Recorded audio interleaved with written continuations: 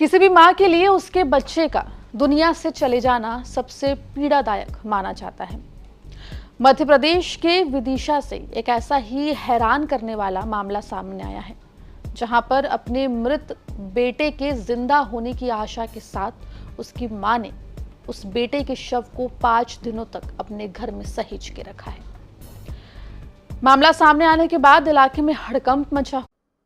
आप सभी को जय मसीह के मेरे प्रिय भाई बहनों, परमेश्वर आपके परिवार को शांति और आशीष दे। आज ये वीडियो आपको अंत तक देखना चाहिए। एक न्यूज भी है, एक खबर भी है और इस तरीके से बाइबल की तरफ से एक संदेश भी है। बहुत महत्वपूर्ण है कि आपको जानना, आपको सीखना, आपके दुख तकलीफों में कहीं ना कहीं काम आएगी। एक घटना घटती है विदिशा में, मतलब मध्य प्रदेश पड़ता है। मरे हुए बेटे के लिए 5 दिन लगातार प्रार्थना करती रही माँ। आखिर क्या इसका रिजल्ट आया, बाइबल क्या कहती है, इसके बारे में आइए जानते हैं। एक माँ अपने बच्चे से कितना प्रेम करती है, इसका अंदाजा लगाना मुश्किल है। जब एक माँ अपने बेटे को खो देती है, उसका दर्द शब्दों से बयान नहीं किया जा सकता है, ये आप अच्छी तरीके से जानते हैं। हाल ही में मध्य प्रदेश के विदिशा में एक ऐसी घटना सामने आई जिसने लोगों को भावुक कर दिया। एक माँ अपने बेटे की मृत्यु को स्वीकार नहीं कर पा रही थी, तब उसने लगातार कई दिनों तक प्रभु यीशु मसीह से प्रार्थना करती रही। आखिर यह घटना कब हुई थी, क्यों हुई थी, कैसे हुई थी, बाइबल इस पर क्या कहती है, परमेश्वर क्या कहते हैं, और बाइबल में इसके लिए बहुत महत्वपूर्ण बातें कही है जो आपको मैं आगे बताने वाला हूँ। ये घटना कब घटी थी, कहाँ की है ये घटना, इस तरीके मैंने आपको बताया। यह घटना मध्य प्रदेश के विदिशा जिले की है। मीडिया रिपोर्ट्स के अनुसार मई 2026 में यह मामला सामने आया है। बताया गया है कि 42 वर्षीय सीनू वर्षी नाम का एक व्यक्ति की मृत्यु हो गई थी, जो कि 42 साल का था। उसकी मां मरियमा वर्गीस, जो एक सेवानिवृत्त शिक्षिका थी, मतलब सेवानिवृत्त मतलब शिक्षा से रिटायर हो गई थी, इस बात को स्वीकार नहीं कर पा रही थी। उसका बेटा अभी संसार में नहीं रहा है। मैं अभी आपको वीडियो दिखाना चाहता हूँ, पहले आप इस वीडियो को देखिए। किसी भी माँ के लिए उसके बच्चे का दुनिया से चले जाना सबसे पीड़ादायक माना जाता है। मध्य प्रदेश के विदिशा से एक ऐसा ही हैरान करने वाला मामला सामने आया है, जहां पर अपने मृत बेटे के जिंदा होने की आशा के साथ उसकी मां ने उस बेटे के शव को 5 दिनों तक अपने घर में सहेज के रखा है। मामला सामने आने के बाद इलाके में हड़कंप मचा हुआ है। विस्तार से इस रिपोर्ट में हम आपको बताएंगे आखिर ये पूरा मामला क्या है। नमस्कार, आप देख रहे हैं एमपी तक और मैं हूं आपके साथ आकांक्षा ठाकुर। मध्य प्रदेश के विदिशा में एक छोटा सा मकान जिसमें एक प्राइवेट स्कूल की टीचर रहती है। उनका बेटा, जिसकी उम्र 42 साल है, पेशे से फैशन डिजाइनर है। पहले मुंबई में रहता था, लेकिन पिछले 1-2 साल से विदिशा में अपनी माँ के साथ रहता है। सब कुछ सामान्य चल रहा था। अचानक एक दिन सुबह सुबह दूध वाला पहुंचता है और देखता है कमरे से खून निकल कर आ रहा है। ऐसे में दूध वाला परेशान होता है, आसपास के लोगों को इत्तला करता है। जब पुलिस मौके पर पहुंचती है, पड़ोसी मौके पर पहुंचते हैं, तो पता चलता है कि इस घर में, इस मकान में रह रही महिला के बेटे की 5 दिन पहले मृत्यु हो गई थी। 5 दिनों से शव घर में रखा हुआ है। शव के ऊपर बाइबल रखी है। माँ रोज सुबह शाम दिन रात प्रार्थना कर रही है, उम्मीद में कि उनका बेटा वापस से जिंदा हो जाएगा। इस मामले के सामने आने के बाद इलाके में हड़कंप मच गया है। दरअसल मृतक का नाम शीनू वर्गीस बताया जा रहा है, जिसकी उम्र 42 साल है। वो पहले मुंबई में रहता था, पिछले 2-3 सालों से अपनी मां के साथ विदिशा में रह रहा है। फैशन डिजाइनर है।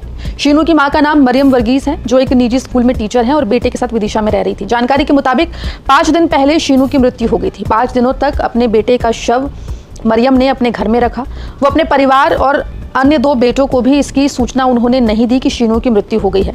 आपको बता दें कि मरियम के 2 दूसरे बेटे विदेश में रहते हैं और सामान्य दिनों की तरह ही जो मरियम है वो अपने घर के काम करती हुई दिखाई दी। मरियम को प्रभु यीशु पर काफी विश्वास था। उनको ये विश्वास था कि वो शीनू को दोबारा से जिंदा कर देंगे। मरियम वर्गीस शीनू के सीने पर बाइबल रखकर दिन रात सुबह शाम प्रार्थना करती थी। वो 5 दिनों से लगातार ऐसा कर रही थी, लेकिन शव खराब होने लगा था। इलाके में बदबू फैल रही थी।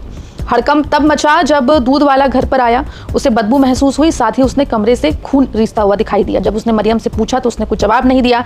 इसके बाद मरियम के पड़ोसियों को सूचना दी गई। पड़ोसियों ने इस मामले में सिविल लाइंस थाने को सूचना दी गई। आज सुबह जब मैं दूध देने आया इनके घर पर, तो इनके घर में जैसे ही उन्होंने गेट खोला तो स्मेल आ रही थी और मेरी फिर नज़र पड़ी तो गेट के बाहर ब्लड निकल रहा था। तो मुझे कुछ शंका हुई, तो मैंने आंटी से पूछा, आंटी क्या दिक्कत है, ये ब्लड सा आ रहा है घर में से? तो कहने लगे वो सब ने मिलकर मेरे बेटे को मार डाला। क्या आपको बताया नहीं किन लोगों को? नाम नहीं बताया उनने, ऐसा कुछ बस, और कुछ नहीं। शीनू मर गया इतना बोला। पुलिस द्वारा सूचना मिली थी कि मरियम्मा वर्गीस के यहाँ से बदबू आ रही है।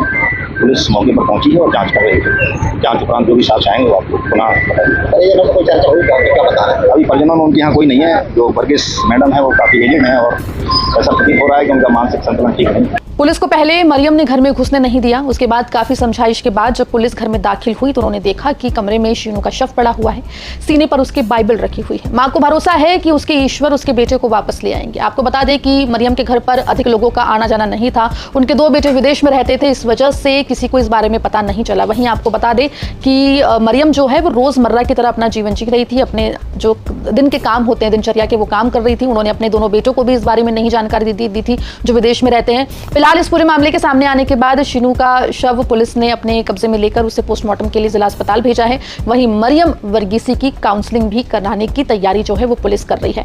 ये मामला जब से सामने आया है पूरे इलाके में हड़कंप मचा हुआ है। क्या हुआ था आगे? रिपोर्ट्स के अनुसार बेटे की मृत्यु के बाद मां उसके शव को लेकर के घर में ही रख दिया था। उन्हें विश्वास था कि परमेश्वर बहुत बड़ा चमत्कार कर सकते हैं और उनका बेटा फिर से जीवित हो सकता है। मां लगातार बेटे के पास बैठ करके प्रार्थना करती रही। बताया गया है कि उन्होंने बेटे के सीने पर बाइबल भी रखी और उनका विश्वास था यीशु मसीह हस्तक्षेप करेंगे और उनका बेटा फिर वापस जीवन पा जाएगा, यानी जी उठेगा। दिन बीतते गए लेकिन मां अपने विश्वास और उम्मीद पर बनी रही। ये घटना हमारे सामने निकल करके आई है। मामला जिस तरीके से बाहर कैसे आया ये भी बहुत जरूरी है जानना। करीब 5 दिन बाद पड़ोसियों को घर से तेज बदबू आने लगी। लोगों को कुछ असामान्य लगा। उन्होंने प्रशासन को सूचित किया, मतलब पुलिस प्रशासन को सूचित किया है।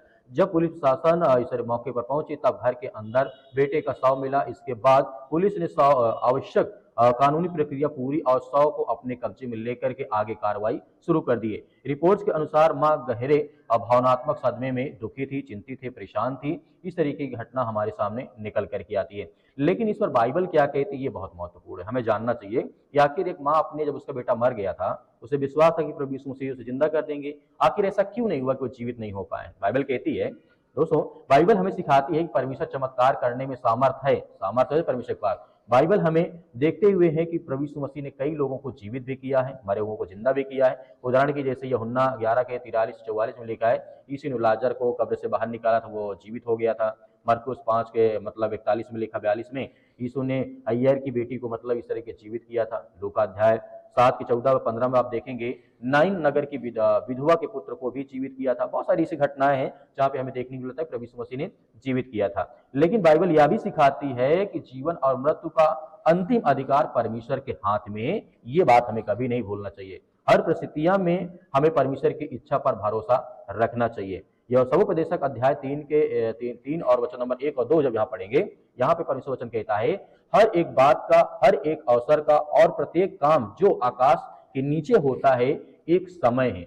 जन्म का समय है और मृत्यु का समय है। इसीलिए हमारे लिए सीख यह मिलती है, यह घटना एक मां गहरे सदमे में प्रेम, दर्द और विश्वास को दिखाती है। जब हम दुख और शोक से गुजरते हैं तब भी परमेश्वर हमें संभालने और संवादना देने में सामर्थ है। कभी कभी हमारी प्रार्थनाओं का उत्तर हमारी अपेक्षा के अनुसार नहीं मिलता है, लेकिन परमेश्वर कठिन समय में शांति और शक्ति और सहारा देते हैं। परमेश्वर हमें ब्लेसिंग और आशीष देते हैं। इसीलिए परमेश्वर का वचन कहता है, धरती और आकाश के बीच में जो भी कुछ होता है वो सब परमेश्वर के समय के अनुसार है। हमसे कुछ नहीं हो सकता, लेकिन जो भी करता है वो परमेश्वर करता है। इसीलिए हम धैर्य और विश्वास और भरोसा रखना चाहिए। तो मेरे प्रिय भाइयों, इस वीडियो को आप ज्यादा से ज्यादा लोगों तक शेयर करें। आप बता सकते हैं कमेंट बॉक्स में कमेंट करके, जो भी आपकी इच्छा, जो भी आपकी राय हो। परमेश्वर आपके परिवार को बहुत सारी आशीष दे।